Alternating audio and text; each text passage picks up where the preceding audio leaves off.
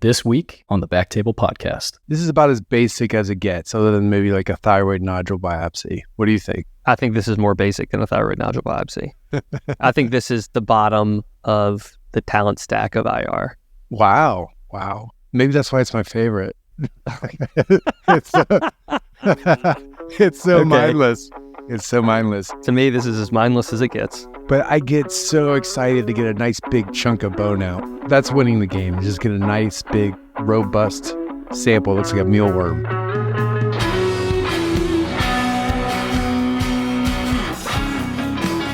Hello, everyone, and welcome to the Back Table MSK podcast, your source for all things musculoskeletal. You can find all previous episodes of our show on Spotify, Apple Podcasts, and on BackTable.com. Today, I've got another special episode. These are some of my favorites, just me and Chris geeking out on basic topics. Those of you who may remember, we've covered, even going back to episode 1. Actually, this was episode one. Exactly. Of Back Table, was bone marrow biopsies, and we are going to do a redux, right? A part 2, I guess, or a evolution of over the last 5 years. That was 2017, so it's 6 years. Yeah.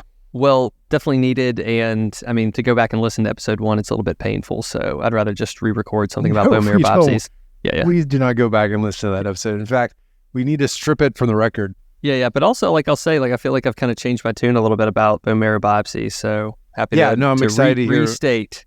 Exactly. I'm right excited to hear about that. And we also, I don't think we did this on the first one, which was just walking through how you do the procedure.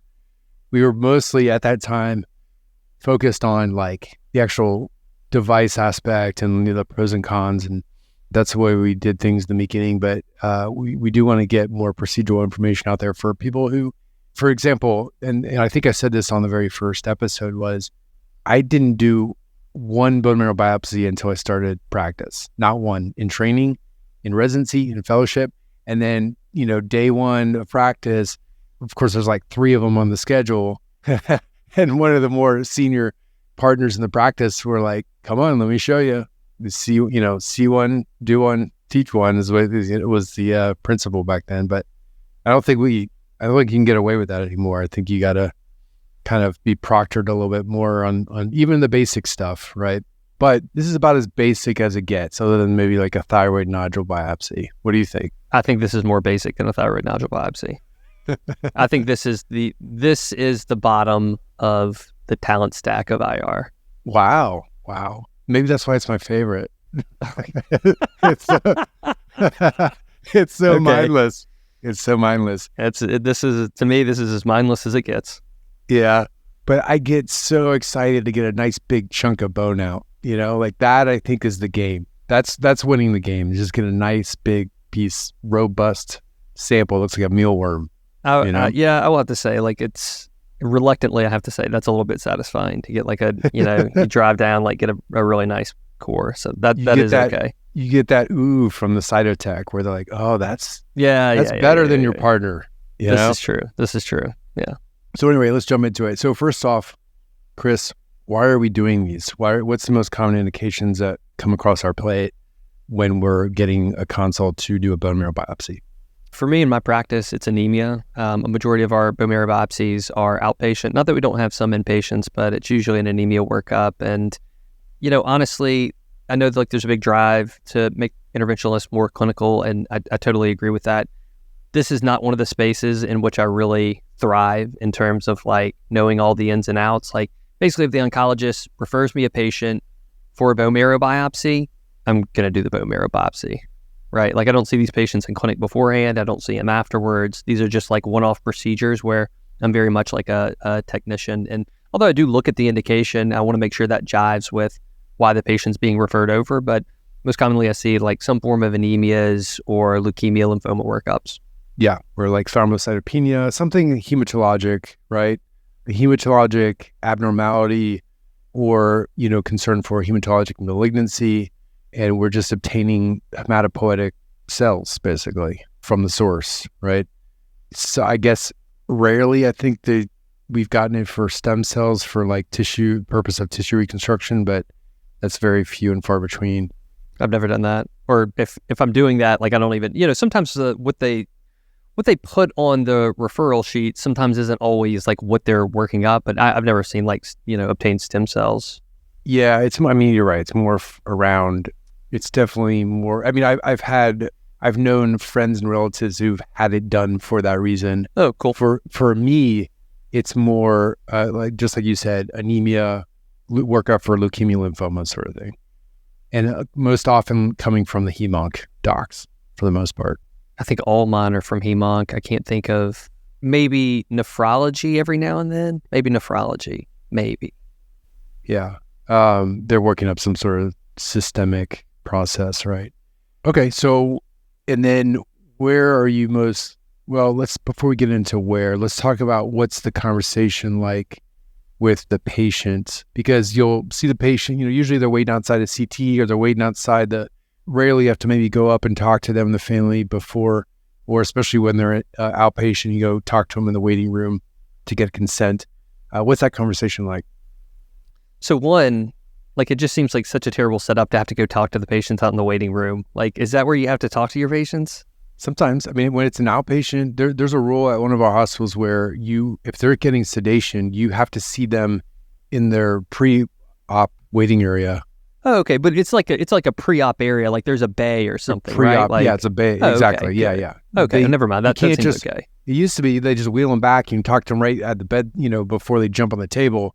But, a lot of that's changed now. And so they want to make sure that they're properly talked to, all questions are answered. It's not like a speedy, get them on the table and get them done, I actually kind of like that. I like the, I was thinking for some reason you're out in the waiting area before they get called in, but you have a dedicated area where they're on the monitor or something, or a nurse has already seen them.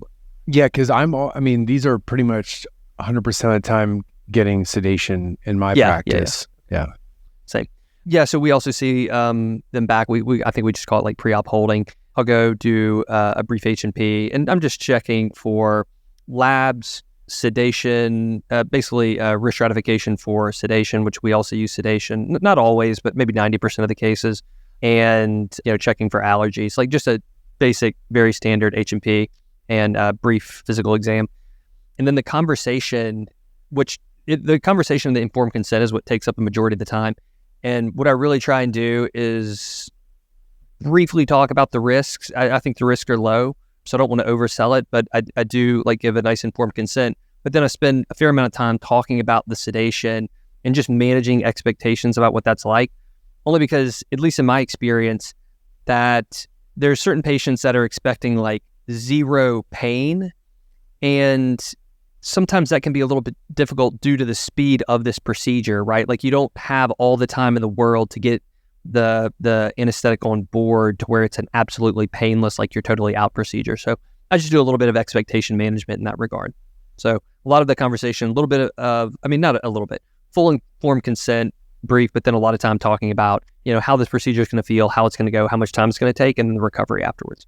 Totally agree. I think that is a key piece of doing this procedure is managing those expectations, because some people think, oh, I'm getting anesthesia, I'm going to be out, I'm not going to feel any pain, right? And you're exactly right. That's why I tell the patient, I say, look, the advantage of doing this here with us and not in the office with the hemonc doc is that you're going to get sedation, which means that you're going to be much more comfortable than just local anesthetic in the office, right? Because that's the way they do them. That's the way they do them in the office. They're not, they might give them a little bit of an anxiolytic, but that's it. They're not doing sedation in the office. And so what I like to tell them is, hey, show them where we're going. Right, you can feel that big posterior iliac spine in the back. I said, that's a nice big chunk of bone and it's very superficial, so we can get to it easily, but we do use imaging guidance, right? And that helps speed things along. And because of how fast the procedure is, it is challenging to get you completely asleep. So the goal is for you to just feel pressure. If you can feel pressure while we're doing the procedure, you'll hear us talking, but before you know it, we'll be done and we'll be getting you back in your room.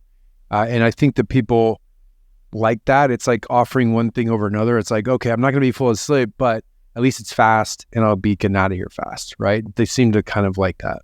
Well, you must be just a better negotiator of people than me, because I think though I feel like in my practice, we're a little bit teed up for failure in that the oncologists almost universally tell the patients that they were going to be completely asleep. And also because like in where I'm at in New Orleans, in the suburbs of New Orleans, a majority of these are still done by oncology and maybe some pathologists who aren't using sedation. And so there's like this small referral of like oncologists who were like, oh, you don't want to have it, you want it to be painless? Well, here, let me send you to interventional radiology where they're going to put you to sleep. And so these patients come with an expectation that it's going to be lights out. And I just find that that's a little bit hard to unwind, but I do my best. And I think these patients are, ultimately they just want to get this biopsy and move on. But there's a fair amount of conversation around that. Yeah, and I really do. Like, I mean, we try to get on top of it. I'll sometimes give a cocktail pre-procedurally.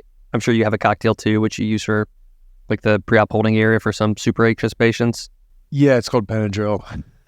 Yeah. I mean, I do. I like to make them sleepy with the Benadryl, and like we talked about that with Vishal, which another episode I recommend people go and listen to because we're talking about a lot of the same things, right? Yeah, exactly. But I mean, throw a little Benadryl in there, and like a lot of times they do just fall asleep, and then they kind of just wake up. When you're getting that core, and they're like, oh, okay, well that wasn't that bad, Yeah, I like the Benadryl, Ativan / Valium, and Zofran combo. Okay, yeah, and Zofran's always good too, right? So yeah, man, I think look that is one of the most challenging parts of it because like technically we're going to talk through that. Technically, it's not a very challenging procedure. It depends on what tool you're using, but in terms of getting a good sample. But the pain thing I think is key. And what's nice, what you were just talking about is how sometimes these patients have already had one done in the office and they have that to compare to. That's fantastic because then you're like, well, this is going to be better than that. I can guarantee exactly. that. This is better than that. Yes. Yeah. Exactly. Yeah. So that usually makes them happy, even if they were expecting to be lights out. It's just like, look, I can make you lights out, but that's going to keep you here another hour afterwards. So what would you rather, Well, it's just been, I mean, if I could make people lights out, I would. It's not that I don't have the patience to do it, but I just find that the hardest patients to get to fall asleep are the patients who want to be asleep and are very, very wound up about it.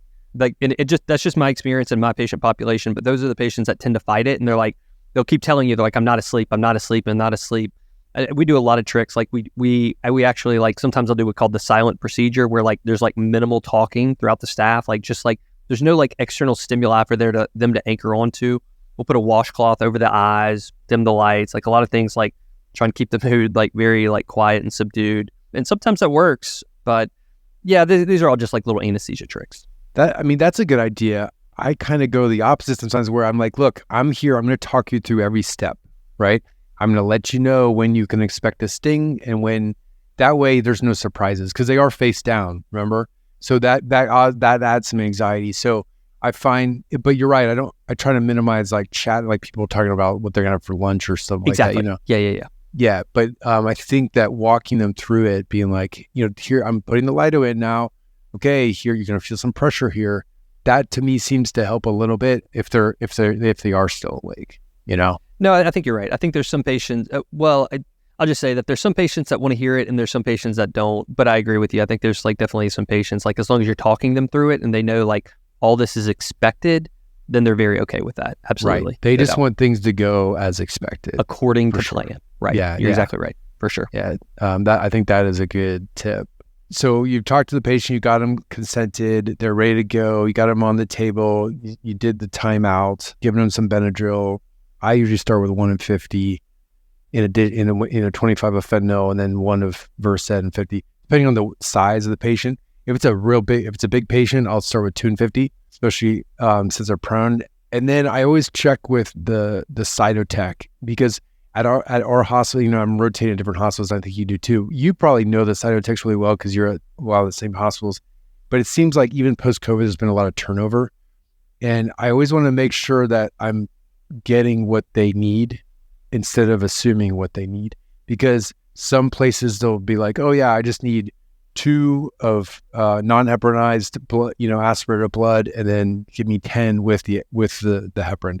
And then others, they're like 1 and 5 or And so I always ask them ahead of time. I don't know if that's something that you have to deal with.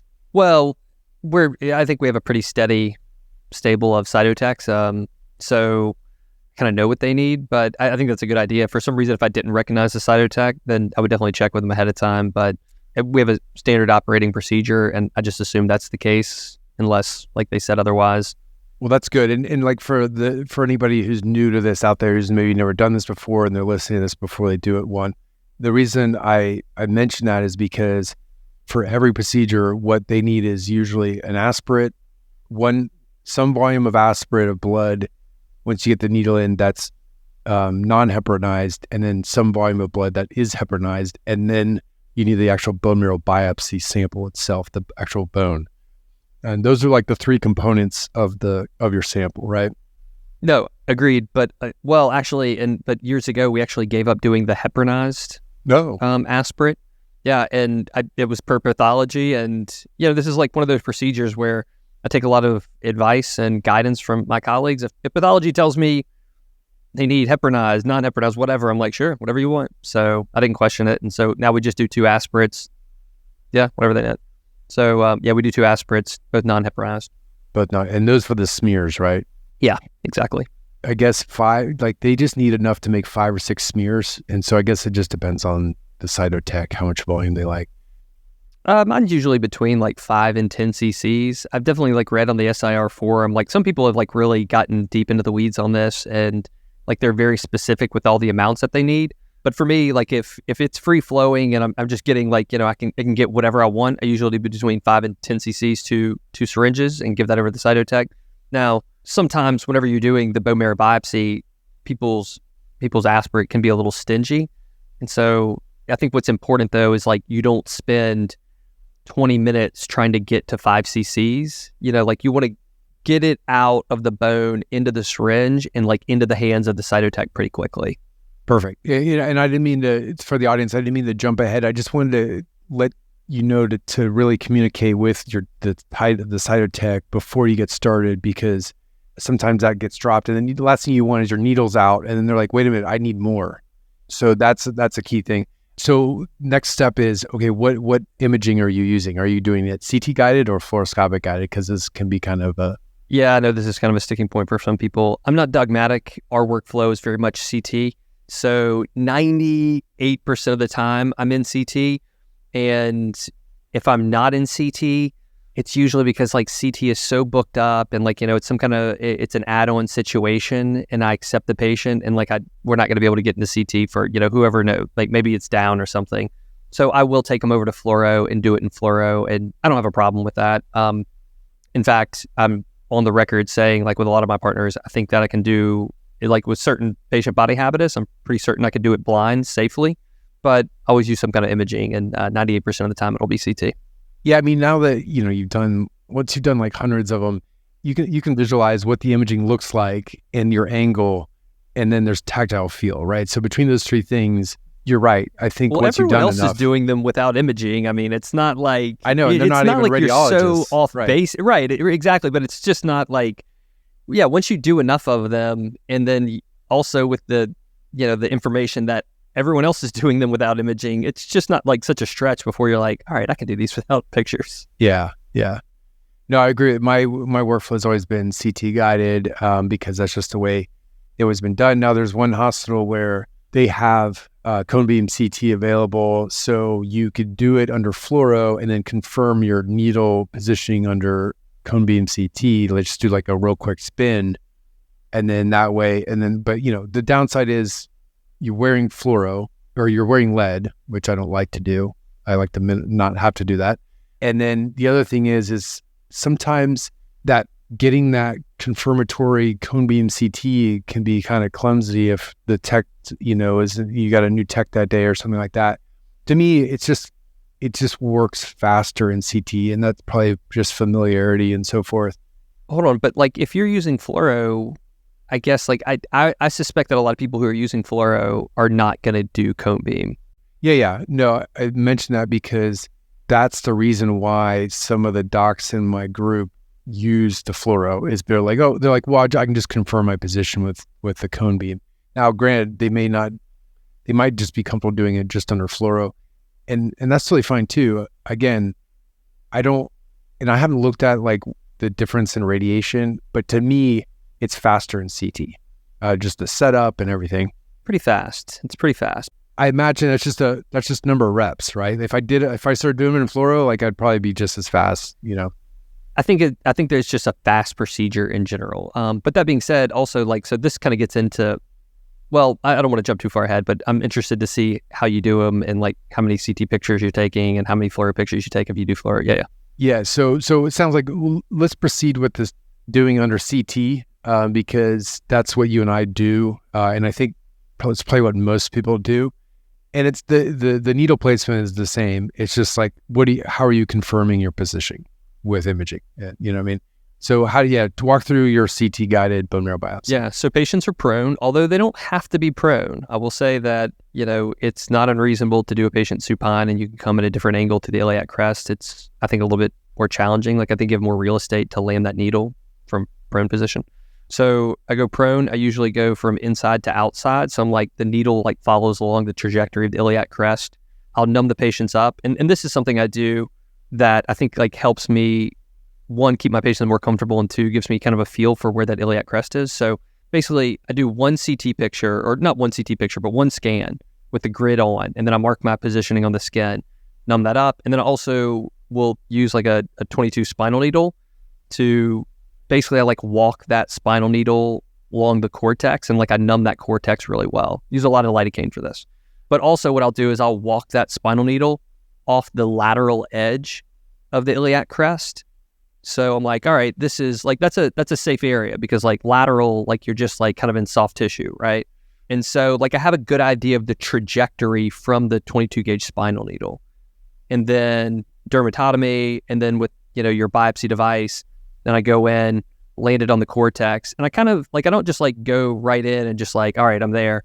I'll kind of walk it along the edge there and try and find where it slips off the edge. I'm all right, that's too lateral, and then I kind of walk it back medial, and then I'll seat it. And I'm actually not taking additional pictures after that. I'll seat it, and then now I use the OnControl, the drill. I'll drill it in, take my aspirates, boom, take my bone marrow core, and then I come out. I don't actually get a CT picture with the needle, with the Jamshid or the OnControl or whatever bone marrow biopsy device. I don't ever actually have that confirmation picture. I do just that one pre-picture, and that's it. I mean, that's great. It was ingrained in me at some point early on that you should always have, if you're doing a biopsy or something where somebody could question whether or not you were actually in a lesion, to always have that confirmatory picture. And that goes more for I think lesions than a bone marrow biopsy. I don't think anybody's going to, I mean, it was like your pathology was saying, but the lesion's not in the biopsy, right? Is that what he was saying? I know the needle is in the lesion, but the lesion's not in the needle. Exactly, yeah. It doesn't matter if you're reference to when I was interviewing a pathologist, an old episode. Yeah. And that episode's coming out soon, so people can catch that. But that is so true. So it doesn't really matter what your image shows, because if there's not adequate tissue, that's game over. You got to do it over again. You know what I mean? Exactly. Well, so what I will say is, I think it is absolutely solid IR advice that you need to, especially when it's targeted lesions, or really basically everything that we do except bone marrow biopsies. My advice to trainees, younger IRs, older IRs, or anybody is you need to have a picture of you in the lesion or within very much striking distance. That is my standard operating procedure. So I do pre-pictures. I have pictures leading up to the biopsy, as the needle's kind of inching along. I'll usually have one or two with it seated in it, and then a post picture. But that kind of for me goes out the window with bone marrow biopsies, just because it's okay, I know I'm in bone. I don't know, it's just silly to think what else would you be in? You can feel that you're in the bone and then you're getting a bone out. That's pretty confirmation for me. That's enough confirmation for me. I tell you what, when I was green, when I was first doing these, and before I had that sort of tactile sixth sense from having done them, not sixth sense, but tactile sense. Seventh sense, yeah. Sometimes I would scan, I was in the SI joint, right? Because you can slip, like you said, you can slip down and then you're whoa, that felt like bone, especially in demineralized old ladies. Like sometimes bone, it just feels like a hot knife through butter.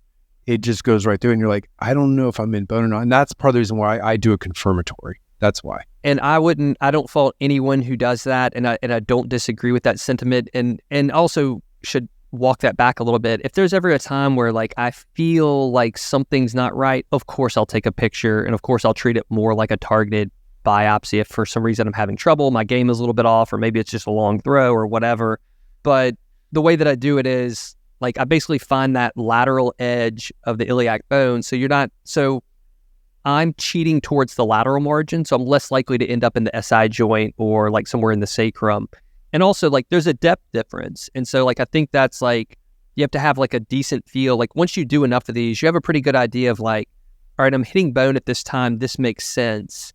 Rather than if you're hubbing a 9 centimeter spinal needle and you're like, wow, I'm only barely touching the cortex, and you look at your pictures and like all those things have to like make sense. And there's just a lot of built-in knowledge to like understanding distances and where your safe zones are. But that's why I was trying to like lay that out a little bit, that I really like figure out that trajectory with the spinal needle, like, and very quickly. You know, I'm not like futzing around with this for too long, but like understand where that lateral cortex is.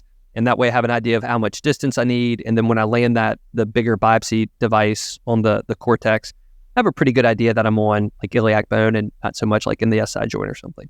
But certainly like I will take pictures if needed. Yeah. And that's the whole thing, you know, because a lot of times it's tech. So just to go back to how many pictures, I think that's fantastic that you just do one at the beginning. I mean, that's what typically everybody does. One at the beginning to map out, plan out your trajectory, and then get the needle seated. And once it's seated, I'll even just push it in just maybe like just a centimeter. So I'm just past the cortex. So I know that like that's when I take my confirmatory picture to show, look, I was in the bone, and then I proceed to do the rest of the procedure, get my aspirates and get your sample. Let's talk a little bit about the needles on the market, because when we first discussed this on episode 1, we were talking about Jamshid versus the OnControl. I know that you switched to the OnControl, which that was 6 years ago. It's pretty much dominated, I think, the market. Once everybody got it in their hands, they realized, okay, this is taking better samples. This is not sponsored by Teleflex or OnControl, but I still love that needle. We should send this to Teleflex or OnControl. Like maybe they do want to sponsor. Well, look, I bring it up because there's actually a competitor out there now in terms of powered versus non-powered. So when we talk about Jamshid or the snare coil, which is, I think, Mermaid Medical now, some of these other ones that like you just brute force, those don't use a drill or a power drill, and those are non-powered, right? I don't know anybody still using those, at least in my group or people I talk to. I feel like Jamshid is it's cheap. That's good. So maybe it probably is still around at small community hospitals who don't want to invest in the powered, but I feel like once pathologists and interventional radiologists, even diagnostic radiologists got their hands on OnControl, saw what great samples it takes, I think the conversion's been pretty widespread. BD, who actually makes the Jamshid, just came out with their own powered version. It's called the Trek. It's very similar to the OnControl, you know, and I got to try it on like a sample bone. You know, the sales rep came by, and it feels just like OnControl. I don't know if there's any real advantages over OnControl other than maybe it's price. I don't know. But just to let everybody know, like there's another version by BD in addition to Teleflex. These needles are crazy sharp, and they, to me, if it's and that's the other thing that I do with that pre-procedure imaging is I look at what the bones look like. If it's a young patient, they're like 25, and their bones are dense, I'm definitely going to be using the drill, right? Because that does improve the patient experience, don't you think? I don't know if maybe a little. Because it just makes it faster. You're not grinding that bone in. Sure. It's just like, zoom, and it's much faster. That can have an effect if the patient hears that drill. So that's the challenging part. And that's why I use it sparingly, because them hearing that drill can cause some anxiety. Okay. So let me talk a little bit about that also. So I am kind of a convert. Like I was using the Jamshid system, and now I use the OnControl and the drill. I think both of them still very much get the job done. Like but one of the main reasons I switched over was I getting a better sample, maybe a little bit better. Like that's hard to deny. Like I think the samples were better for me with the OnControl, but like at the same time, the Jamshid samples were totally adequate. It's like, okay, you're getting a better sample, but does that really move the needle? I mean, like you're getting good samples out of both, at least in my experience. But a couple of the reasons I like the OnControl better is, or like a powered system better, it's just way more fun. I mean, like drilling, and I use the drill 100% of the time. Like, I just find like, for me, the drill was just kind of a more fun way to do the procedure. Like it almost just kind of spiced it up a little bit. But like I'm kind of a power tool guy, and so like I got that drill and like I just gravitated towards it immediately. But what I would say is like the Jamshid was still getting the job done, and like I wasn't unsatisfied with it, but it's just a lot more fun to using the drill. And there are some patients, like I found younger patients with like sclerotic bone diseases, like mastocytosis or something. It's very nice to have that drill to get a nice sample like that. But that's like such a small percentage of patients. But at the same time, it was nice to have that in my back pocket.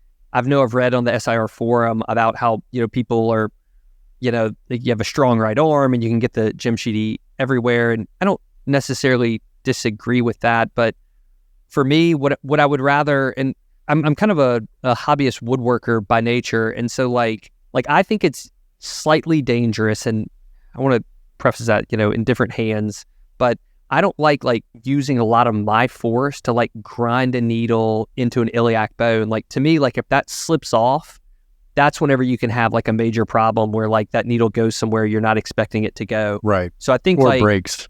Yeah, or it breaks off. So I like, for me, like I feel very in control with the drill. Like I can just apply a little bit of forward pressure and it still drills through that bone.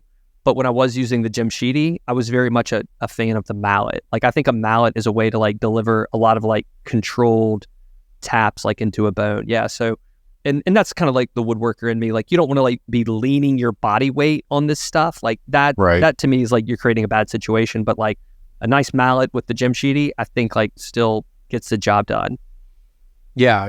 I totally agree with you. And to go back to me, the most significant update was the sharpness of the needle and the robustness that really allowed for, even if you're applying your own force, it made it less force. And that's why for that control with the demineralized, because what worries me, and is exactly the same lines of what you were just saying, is when you get those little old ladies that are demineralized, who their pelvic bone's not terribly big to begin with, they're demineralized. That's when the power tool to me is a little bit scary. And so I just use my own gentle force to get it in. And so for me, it's all about patient selection in terms of whether or not I'm going to, I use the exact same needle. The OnControl needle is fantastic. It's a sharp needle. It's a very sharp needle. And it has, whether you use the power, the drill or not, it takes very good samples, robust samples. The other thing that I found comparing to the Jamshid, I may have mentioned this on the first one, was I just found myself having to go in less, like I only have to go in once, that's it. Whereas with the Jamshid, sometimes the sample or the snare coil sometimes would be really bad. I'd have to go in 2 or 3 times, because what I would get out, the cytotech would look at it and be like, this isn't enough. Can you go in again? And that to me is super frustrating. So when something that, a procedure that should be like 5 minutes ends up being 10, 15 minutes long. So that to me is the advantages. I imagine the BD Trek is very similar. I may get to try it depending on, if one of these hospitals gets it in. But that's why I'm a fan of these newer needles. I'm glad that they've evolved and updated over time. I agree. So I'm a fan of the OnControl. I don't fault people for wanting to use like a manual system at all. I was using that for a long time, and I still think I got me totally adequate results. But just given the option, for me, it's like way more fun. And like even like in osteoporotic patients, like I don't find the power drill component of it.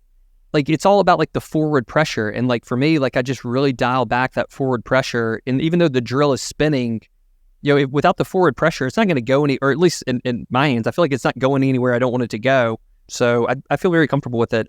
And I agree, gives you very nice samples. And I think it is a little bit less fussy in terms of like positioning, like getting an aspirate back. Like that's also been an experience that I've had between the Jamshid and the OnControl. I've also used the OnControl needle this is a little bit off topic, but like sometimes like there's a lymph node, like a retroperitoneal lymph node or like a presternal lesion that like you can get to it a couple different ways, but I've actually drilled through bone on both ends. Like I'll drill cortex to cortex to go through a bone. And then like I use that as like an introducer to get like my biopens or whatever, like Timno needle to like fantastic, the target man. location. That's a great tip. Yeah. Yeah, it's kind of something. And, you know, depending on where you are, like people probably heard me mention the sternum and this probably like makes them a little bit queasy, like depending on how people feel about mediastinal biopsies. But I feel like in controlled hands, like very patient selection, sometimes that can be a safe way to get to where you want to go. Yeah, or if you have like a pelvic node that's like an obturator node or something. Yeah, exactly. Yep. Yeah, that's interesting. Or like if you have to like I don't know if you've ever had like those psoas abscesses that are kind of like difficult to get to. You know, and sometimes, like, I'm not saying you're going to put a drill through or you're not going to like put a drain through this or anything, but if you just got to get a couple cc's or a sample for like cultures or something, you said bad boy. That would be incredible to have a drain through the Yeah, right. Oh my God. Oh my God. Oh my God. Don't do that, folks. Please don't do that because I can imagine it don't do that. Snapping off. Somebody will do it. Yeah. I wanted to back up and talk about real quick. What do you do in terms of like you get a dry tap?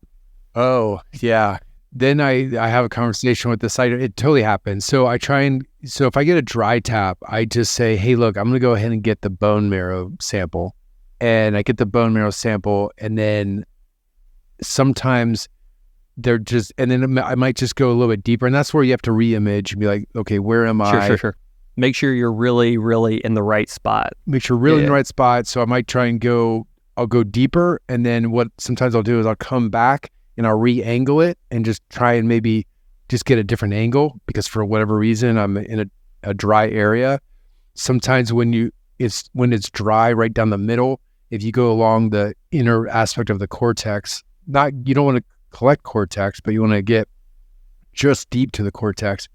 Sometimes that's a little bit, you can get an aspirate there. So it's really just re-angling, maybe going deeper.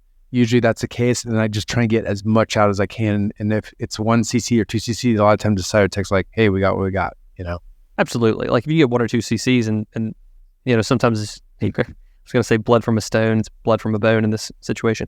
So for us, and I think my partners handle it differently, but I agree with you. Like I like a little bit of like needle repositioning, but sometimes you can tell like there's some bones that are like densely sclerotic that you have like an idea ahead of time that this could be potentially a dry tap. But I'll take that biopsy. So you take the actual biopsy without the aspirate, and I think our pathologist has always asked us to get 2 cores.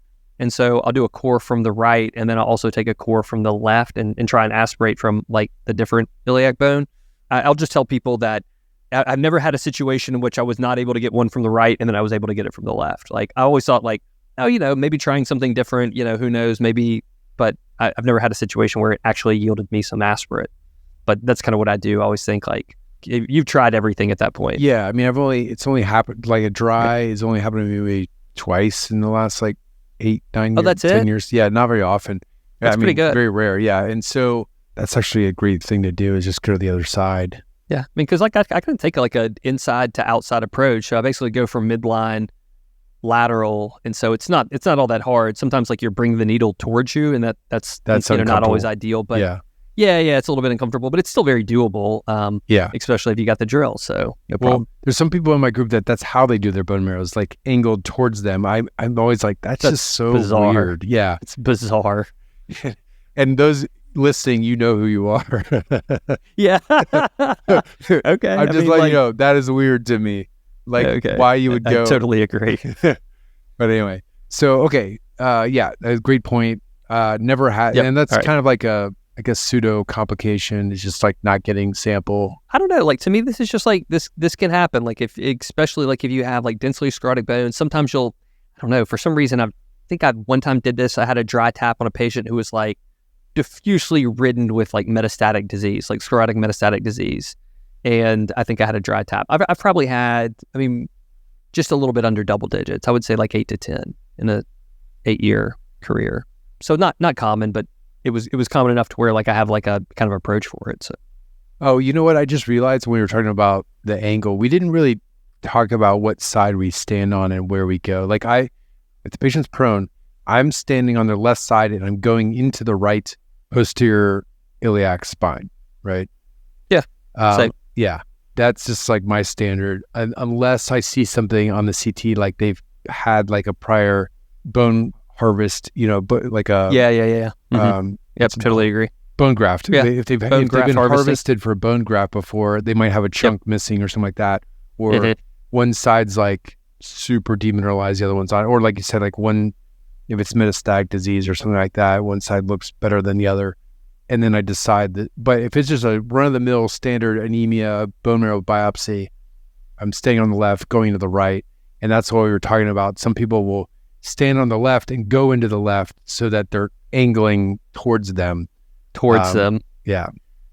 Just like to each their own. I'm sure if I did enough like that, I would get used to it, but that just feels like exactly the opposite of what I want to do. Yeah. Especially if you're grinding manually, like how that's so ergonomically awkward. It's like a terrible way to do it. Okay. So anyway, all right. So any other look, you could slip into the SI joint, which might cause some pain. It's pretty benign procedure. You could have excessive bleeding afterwards, but you just hold pressure. Anything else that could go awry with a bone marrow biopsy that you can think of? Yeah, I think like you named it. I think like you can get into the SI joint. Maybe you can get into a sacral foramen. I think like the worst thing that you can do is like blow through some bone, like some osteoporotic bone, and then end up in the pelvis. Yeah. Like I think that's like pretty reckless. Like the doomsday scenario for this. Yeah. I know with like my approach, like I'm pretty. I wouldn't say aggressive, but like I consider my safe zone the lateral side. But like in the back of my mind, you know that there are some arteries that kind of live back there that you could tag. But yeah, so I just think of like adjacent structures, you're pretty good, but you have some arteries in there, you have some neural foramen like around the sacrum, but the real bad one I think is like you blow through osteoporotic bone and then you're in the pelvis and that is like, a terrible area to be in, which a lot of high value real estate. And then so procedure's over, you got a good sample, no complications. What's your post-procedure care when you send them? So right, we keep them for just about an hour, but basically as soon as the anesthesia wears off, like we get them out the door. And so, some people that's quicker than others, and some people it holds on a little bit longer. And so just as long as it takes them to like meet the nursing criteria for like our regular moderate or standard moderate sedation, then they can leave. Like it's not the bone marrow, like what I stress to people, it's not the bone marrow biopsy that keeps you here. Like if we just did the bone marrow biopsy, I think I'd turn them loose right out the door. Like the people who use local, we just let them go. But it's if you have moderate sedation, then we hold on to you just until you meet our standard criteria, which I don't know off the top of my head, but basically it's like they're seeing assessment and they're like, all right, you can go. I do actually have like I think about like how to do the fastest bone marrow biopsy. Yeah. Okay, so this is gotten me to where like this is as streamlined as we ever got our system, in that.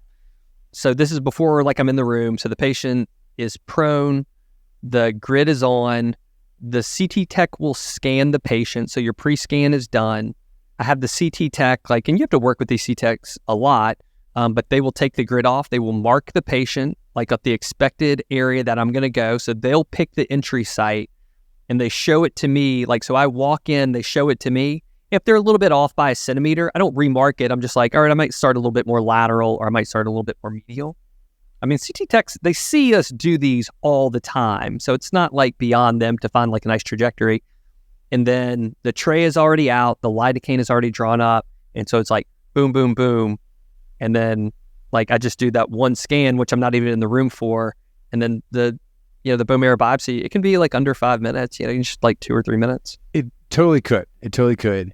Now, what throws a wrench in those gears is the sedation, because you got to do a timeout before you start the sedation.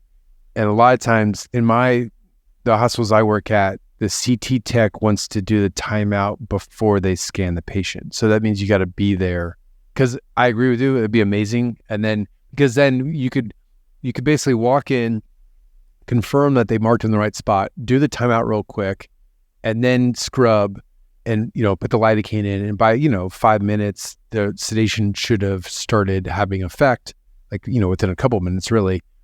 And then you're ready to go.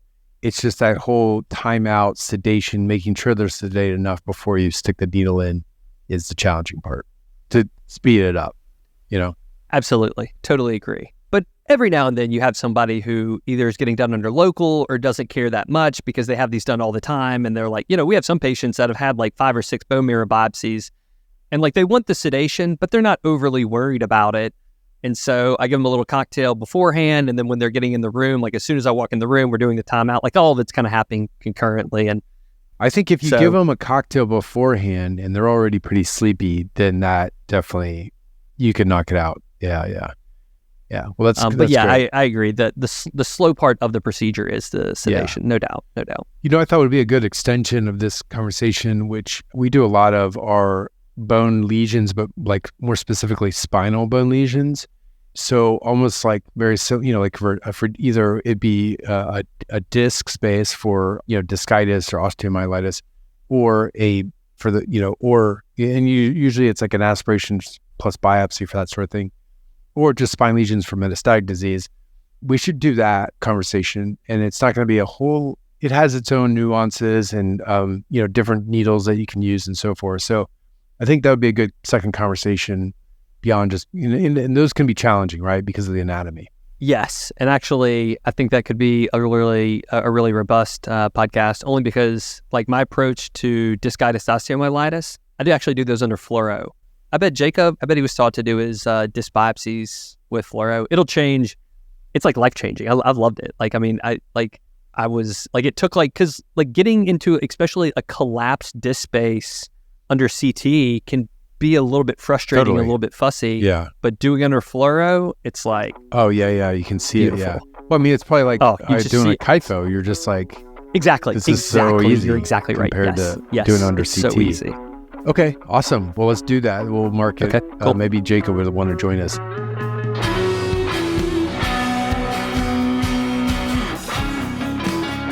Thank you so much for listening. If you haven't already, make sure to subscribe, rate the podcast 5 stars, and share with a friend. If you have any questions or comments, direct message us at _BackTable MSK on Instagram, Twitter, or LinkedIn. BackTable is produced and hosted by myself, Jacob Fleming, and co-hosts Michael Barraza and Chris Beck. Our audio team is led by Kieran Gannon, with support from Josh McWhirter, Aaron Bowles, Nick Shellcross, and Ness Smith-Savadoff. Design and digital marketing led by Brian Schmitz. Social media and show notes written by Marvi Espiritu and Ann Dang. Administrative support provided by Junwood Kennebrew. Thanks again, and see you next time.